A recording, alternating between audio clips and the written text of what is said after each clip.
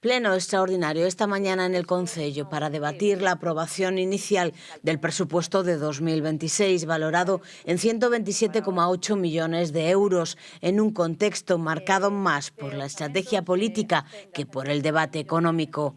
El alcalde Gonzalo Pérez Jácome llegaba en minoría y con un expediente cuestionado por la falta del informe preceptivo de intervención, por lo que el BNG pedía precisamente su retirada del debate. Hoxe deberíamos estar disfrutando da festa da patroa da Administración local en vez de participar deste esperpento.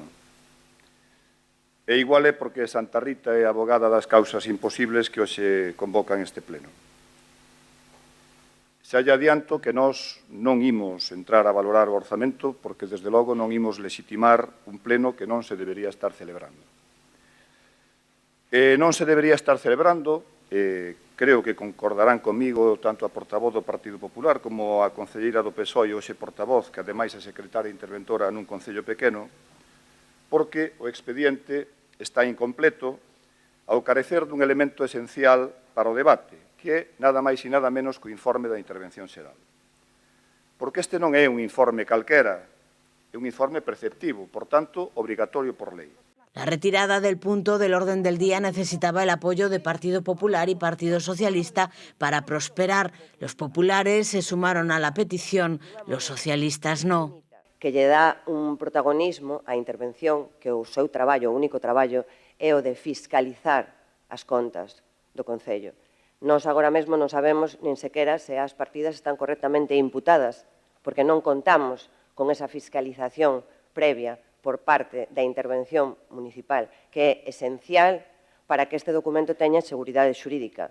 Pero lle dá un protagonismo no debate político que penso que non é o axeitado, porque o traballo do informe de intervención é decirlle ao goberno municipal que é o que pode e non pode facer e se está correctamente conformado, se estamos a cumprir cos parámetros legais vixentes. Adícase a debater uns orzamentos aos que lles faltan informes preceptivos fundamentais. E aquí, pois, teñolles que dicir que concordamos e concordo directamente co voceiro do Bloque Nacionalista Galego.